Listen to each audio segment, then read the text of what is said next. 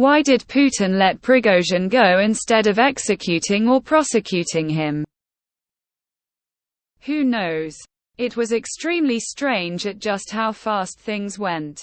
Within a 24-hour period it went from Wagner driving up M4 to Moscow, shooting down the planes and helicopters sent to stop them, to peacefully turning around with the rebel leader going into exile in Belarus. This is definitely a situation where we won't know what really went down until a decade or two later, if ever. He wasn't let go. Reports are that he's exiled. But we actually have no details at all about what deal was struck to get Prigozhin to stop. Oh, he'll get the old poisoned umbrella or defenestration treatment eventually. I guess because it would be escalation that Putin cannot afford at present. Maybe in the future Prigozhin will mysteriously die from radiation poisoning. But who knows? Nobody knows. Nothing about this war has made any sense so far. This has all been outrageous. If somebody made a movie about these exact events 2 years ago down to the letter, everybody would have openly mocked it as being ludicrous. Military strategists have been baffled for over a year at what the hell is going on. This honestly might as well have happened at this point. The only honest answer to this question, fuck knows. Because the Russian state military was not ready to take on the Wagner group without significant casualties and fighting on the streets of Moscow. Had the Wagner group made it to Moscow, the most logical thing for the military to do would have been to remove Putin. Putin saved himself with this deal. But probably not for long. Any answer here is pure speculation. He's now separated from his troops in a supposedly different country that is effectively completely under Putin's control. If they'd executed him now, they'd have risked the Wagner group going berserk to exact revenge. And in order to get to him, they'd have needed to get through all his troops. Now they have him somewhere where they can reach him whenever they want. Once things settle down and Wagner is either disbanded or folded into the army, he will all of a sudden fall out a window. Putin feels sorry for him. Prigozhin is about to fall out of a window due to polonium poisoning from his tea. We don't know details, but troops marching on Moscow is definitely not something Putin wants. The better question is, why did Prigozhin stopped?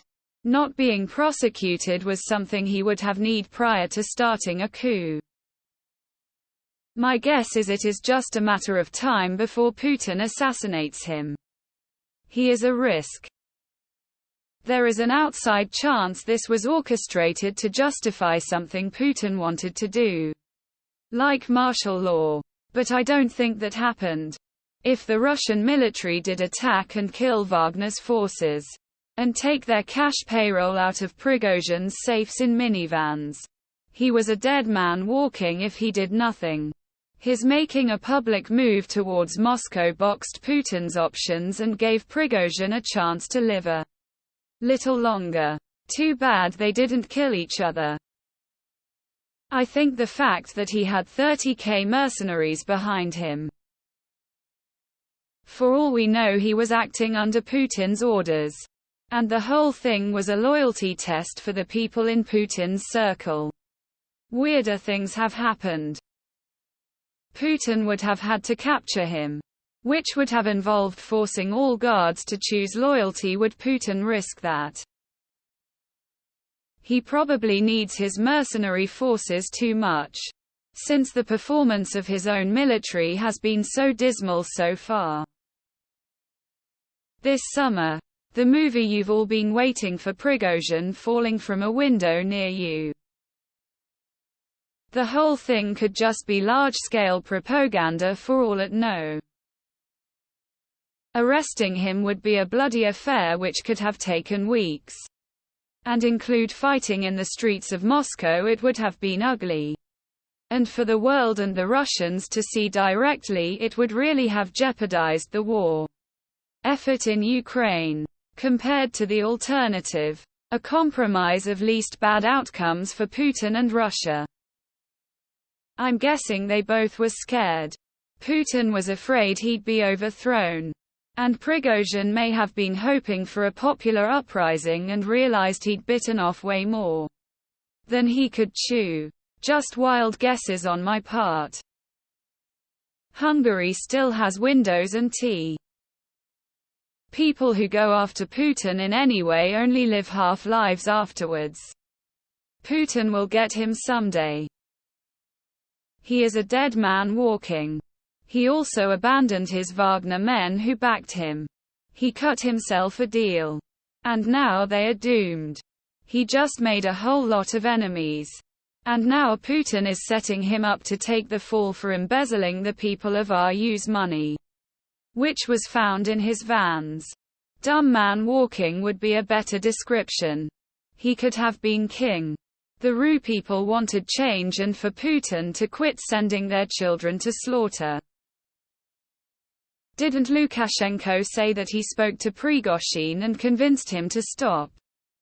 My guess is that Prigozhin made a good deal and now gets out. Probably wants all the opposition centralized, so he can give them a stern talking to. You probably don't want to threaten to straight up execute a person with a large military force right in the heart of your country while most of your troops are off wearing elsewhere. But I'm sure he'll trip out of a balcony or accidentally put a neurotoxin in his tea instead when all this settles down a bit. Man, those Russian oligarchs who oppose Putin sure are clumsy. Because Wagner is still useful as a privateer extension of Russia, doing the things Russia can't do diplomatically and accomplishing them with brutal means that would be war crimes if a real army did them.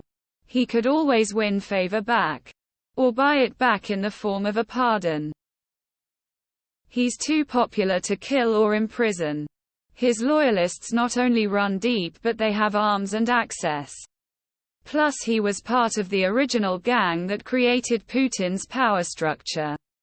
If you kill him, the rest of the old gang will fear for their lives. I would expect, because the main Russian forces are currently sitting in Ukraine or near the border.